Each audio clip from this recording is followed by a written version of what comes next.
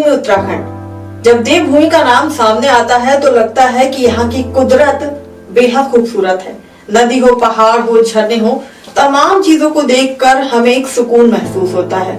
लेकिन इन दिनों उत्तराखंड पर खतरे के बादल मंडरा रहे हैं। जी हाँ, ये कहना अतिशयोक्ति नहीं होगा, क्योंकि जिस तरह से हम जोशीमठ को देख रहे हैं, रुद्रप्रयाग को देख रहे हैं, साथ ही कर्णप्रयाग को देख रहे हैं, तो लगातार यहाँ पर जो काम हो रहे हैं उसके चलते लोगों की जिंदगी अब खतरे की जद में आ गई है।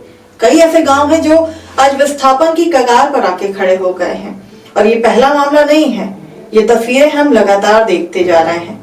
और इन तस्वीरों को देखकर कहीं ना कहीं अब एक डर जो है वो लोगों के दिलों में इकट्ठा हो गया है। सोचिए, हमारी आपकी जब ये स्थितियां हैं, जब हमारी आपकी ये सोच है, तो लोगों का क्या होगा जो लोग इन तमाम चीजों से गुजर रहे हैं। जी हाँ, ऋषिकेश कर्णप्रयाग रेल लाइन निर्माण कार्यों के चलते पहाड़ के 14 परिवारों पर संकट के बादल मंडराने लगे हैं। ये मामला एक और सामने आया है और इस बार ये मामला सामने आया है टिहरी जिले के नरेंद्र नगर विधानसभा क्षेत्र स्थित पट्टी दोगी के ग्राम पंचायत लोटसी के ब्लादिया खान गांव का। ऋषिकेश कर्णप्रयाग रेलवे लाइन निर्माण कार्य के चलते इस गांव के 14 मकानों में दरारें आ गई हैं, जिसके बाद से लोग अपनी सुरक्षा को लेकर चिंता में हैं। दरअसल इन दिनों ऋषिकेश कर्णप्रयाग रेलवे लाइन का निर्माण कार्य जोरों पर है। इस रेल लाइन का अधिकतर हिस्सा सुरंगों से होकर गुजरना है और इसके लिए जगह जगह टनल बनाई जा रही है। सुरंग बनाने के लिए भारी भरकम मशीनों के साथ ही विस्फोटकों का भी इस्तेमाल किया जा रहा है। ब्लादिया खान गांव इन्हीं विस्फोटकों के चलते खतरे के मुहाने पर आकर खड़ा हो गया है।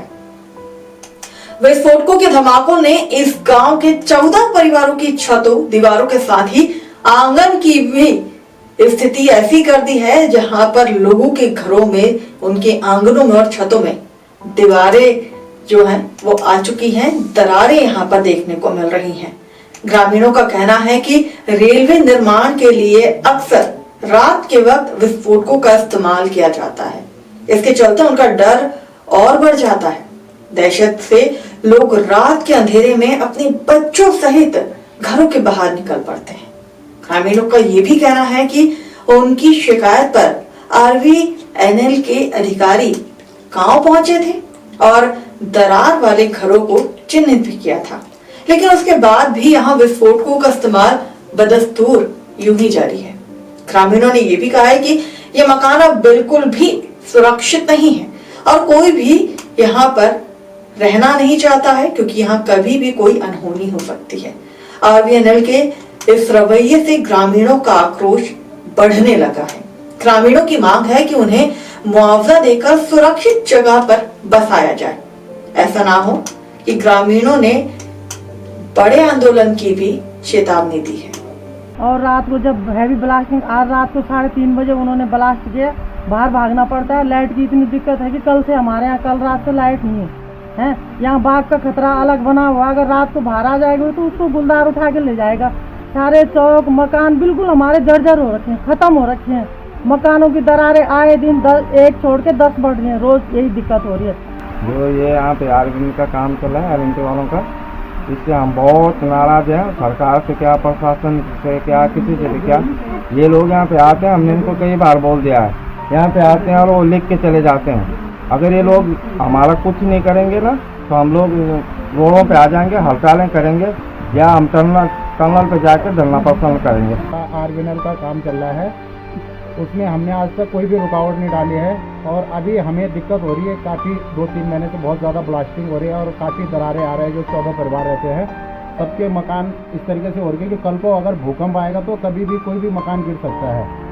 और हम इसमें सरकार से भी नाराज है कि कोई भी यहाँ पे सरकारी अधिकारी कोई भी देखने नहीं आया आज तक। नीचे से रेलवे टनल बन रही है, रात को टनल में जब ब्लास्टिंग होती है तो इन लोगों का कहना है कि डर के मारे, क्योंकि जमीन पूरी हिलती है, मकान हिलता है, हम बाहर निकल पड़ते हैं छोटे बच्चों सहित। और अमूमन यहाँ लाइट नहीं होती है, लाइट गायब रहती है। ऐसे में क्योंकि ये जो 14 परिवार हैं, जिनके चारों ओर जंगल है, यहाँ पर गुलदार का भी भय है। इनका कहना है कि हमारे मकान तो अब रहने लायक नहीं है, लिया जाए, हमको विस्थापित किया जाए। और अगर सरकार विस्थापित नहीं करती तो हम सड़क पर चक्का जाम करेंगे।